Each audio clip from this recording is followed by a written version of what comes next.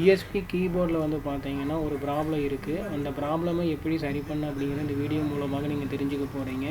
என்னோடய கீபோர்டோட பிராண்ட் வந்து பார்த்தீங்கன்னா ஜெப்ட்ரானிக்ஸு. மாடல் நேம் வந்து பார்த்தீங்கன்னா ஜெப் வுட்வார்ட் 555. நான் பயன்படுத்துகிற கீபோர்டோட இமேஜ் வந்து பார்த்தீங்கன்னா இந்த மாதிரி தான் இருக்கும். கீபோர்டு வந்து பார்த்தீங்கன்னா லைட் யூசர்ஸ்க்காக வந்து பார்த்தீங்கன்னா பயன்படுத்தலாம். ஜெராக்ஸ் கடை, இ-சேவை மையம், வீடு, சின்ன ஆஃபீஸ் இந்த மாதிரி விஷயங்களுக்காக யூஸ் பண்ணலாம். ரொம்ப பெரிய விஷயங்களுக்காக வந்து இந்த கீபோர்டை பயன்படுத்த முடியாது. ஏன்னா இந்த கீபோர்டு வந்து பார்த்திங்கன்னா லோ பட்ஜெட் கீபோர்டு. இதோட விலை வந்து பார்த்திங்கன்னா உங்களுக்கு 300 ரூபாய்க்குள்ள தான் இருக்கும்.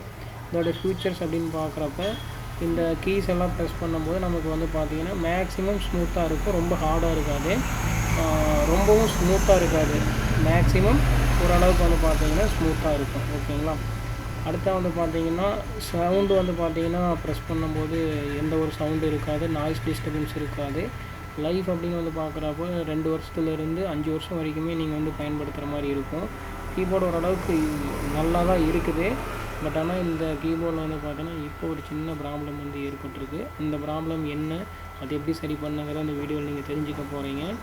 இப்போதைக்கு வந்து பார்த்தீங்கன்னா இந்த கீபோர்டோட பிராண்டு, மாடல், எந்த மாதிரியான மாடல், கீபோர்டோட இமேஜு, இந்த கீபோர்டை யாரெல்லாம் பயன்படுத்தலாம், அடுத்து வந்து பார்த்தீங்கன்னா இதோட ஃபியூச்சர்ஸு, ப்ரைஸு இதெல்லாமே தெரிஞ்சுக்கிட்டீங்க. இப்போ வாங்க ஃப்ரெண்ட்ஸ், இந்த கீபோர்டில் என்ன ப்ராப்ளம் இருந்தது அப்படிங்கிறத உங்களுக்கு சொல்கிறேன். இந்த கீபோர்டில் வந்து பார்த்தீங்கன்னா கீஸ் வந்து ப்ரெஸ் பண்ணும்போது சம் கீஸ் வந்து பார்த்திங்கன்னா வேலையே செய்யலை. சம் கீஸ் வந்து பார்த்திங்கன்னா வேலை செய்யுது. ஆனால் எப்படி வேலை செய்யுது அப்படின்னு வந்து பார்த்தீங்கன்னா, நான் வந்து ஏ அப்படிங்கிற லெட்டர் ப்ரெஸ் பண்ணும்போது இ வந்து பார்த்திங்கன்னா டைப் ஆகுது. ஐ அப்படிங்கிற லெட்டர் ப்ரெஸ் பண்ணும்போது வந்து பார்த்திங்கன்னா இ அப்படிங்கிற லெட்டர் ப்ரெஸ் ஆகுது. இ அப்படிங்கிற லெட்டர் ப்ரெஸ் பண்ணும்போது எக்ஸ் விழுகுது. அதாவது நான் ஒரு லெட்டர் ப்ரெஸ் பண்ணுறேன், அது ஒரு லெட்டராக வந்து பார்த்திங்கன்னா டைப் ஆகுது. இந்த ப்ராப்ளம் வந்து பார்த்திங்கன்னா இந்த கீபோர்டில் இருக்குது. இதுக்கான ரீசன் அப்படின்னு பார்த்தீங்கன்னா எனக்கே நல்லா தெரியும். என்ன அப்படின்னா, நான் என்னுடைய கடையில் வந்து பார்த்திங்கன்னா பிரிண்டரை வச்சு சர்வீஸ் பண்ணிகிட்டு இருந்தேன்.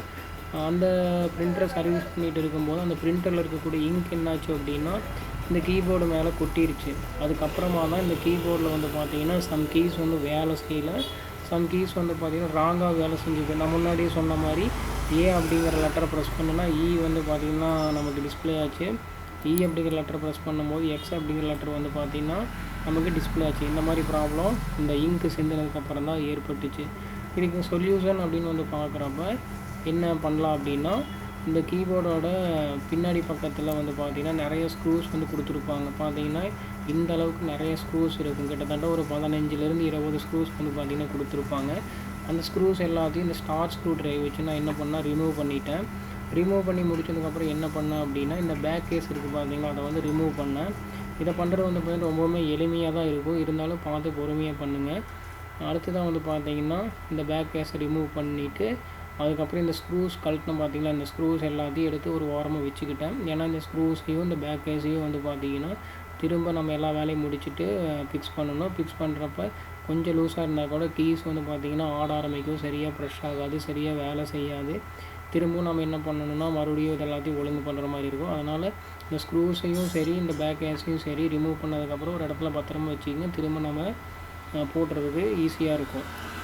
இந்த எல்லாத்தையும் நான் பண்ணி முடித்ததுக்கப்புறமா உள்ளே வந்து பார்த்திங்கன்னா இந்த மாதிரியான ஒயிட் கலர் சீட் வந்து கொடுத்துருந்தாங்க. இதில் வந்து பார்த்திங்கன்னா 3 சீட் இருந்தது. இந்த 3 சீட்லேயுமே வந்து பார்த்திங்கன்னா இங்க் வந்து பார்த்திங்கன்னா கொட்டியிருந்தது. மேல் சீட்டு, அதுக்கு உள்ளே இருக்கக்கூடிய சீட்டு, அதுக்கு அடியில் இருக்கக்கூடிய சீட்டுன்னு வந்து பார்த்திங்கன்னா எல்லா சீட்டுலேயுமே இங்க் வந்து பார்த்திங்கன்னா கொட்டிருச்சு. இந்த இங்க் எல்லாத்தையும் நான் என்ன பண்ணேன் அப்படின்னா ஒரு ஒயிட் கிளாத்தை வச்சு நான் வந்து க்ளீன் பண்ணேன். க்ளீன் பண்ணி முடித்ததுக்கப்புறமா திரும்பவும் நான் வந்து இந்த ஸ்க்ரூஸு, பேக் கேஸு இதெல்லாத்தையும் சரியாக வச்சு பூட்டினேன். பூட்டி முடித்ததுக்கப்புறமா கீபோர்டை வந்து பார்த்திங்கன்னா லேப்டாப்பில் கனெக்ட் பண்ணிவிட்டு நான் ஒர்க் பண்ணும்போது இந்த கீஸ் எல்லாமே வந்து பார்த்திங்கன்னா எனக்கு திரும்ப வேலை செய்ய ஆரம்பிச்சிருச்சு. இதே மாதிரியான ப்ராப்ளம் வந்து பார்த்திங்கன்னா உங்கள் கீபோர்டில் இருக்குது அப்படின்னா நீங்கள் இதே மாதிரியே கீபோர்டோட பேக் கேஸில் இருக்கக்கூடிய ஸ்க்ரூஸை ரிமூவ் பண்ணுங்கள். பேக் கேஸை ரிமூவ் பண்ணிவிட்டு இந்த ஒயிட் கலர் சீட் இருக்குது பார்த்தீங்களா, ஏதாவது டஸ்ட்டு, வாட்டர் டேமேஜ் இந்த மாதிரி ஏதாவது இருந்தால் க்ளீன் பண்ணுங்கள். க்ளீன் பண்ணியும் வேலை செய்யலை அப்படின்னா நீங்கள் என்ன பண்ணுறீங்கன்னா கீபோர்டை வந்து பார்த்திங்கன்னா சேஞ்ச் பண்ணிடுங்க. இதுக்காக இந்த ஒயிட் சீட்டு இந்த மாதிரிலாம் வாங்கி செலவு பண்ணிட்டு இருக்கிறத விட இந்த கீபோர்டோட ப்ரைஸே வந்து பார்த்திங்கன்னா உங்களுக்கு 300 ரூபா தான். ஸோ அதனால் கீபோர்டை சேஞ்ச் பண்ணிடுங்க. முடிஞ்ச அளவுக்கு நான் சொன்ன விஷயத்தை ட்ரை பண்ணுங்கள். அப்படி ட்ரை பண்ணியும் உங்களால் சரி பண்ண முடியல அப்படின்னா வேணால் நீங்கள் கீபோர்டை பர்ச்சேஸ் பண்ணி யூஸ் பண்ணுங்கள். இதுதான் வந்து பார்த்தீங்கன்னா கீபோர்டு வேலை செய்யாத போனதுக்கான பிரச்சனையை சால்வ் பண்ணுறதுக்கான சொல்யூஷன் இது மட்டுமே தான். இதை ட்ரை பண்ணுங்கள். முடியலையா எந்த ஒரு சர்வீஸ் சென்டருக்கும் நீங்கள் வந்து இதுக்காக போய் மெனக்கிட வேண்டாம். ஜஸ்ட்டு கீபோர்டை வந்து பர்ச்சேஸ் பண்ணி யூஸ் பண்ண ஆரம்பிச்சுக்கோங்க. ஓகேங்களா ஃப்ரெண்ட்ஸ்? தேங்க்யூ.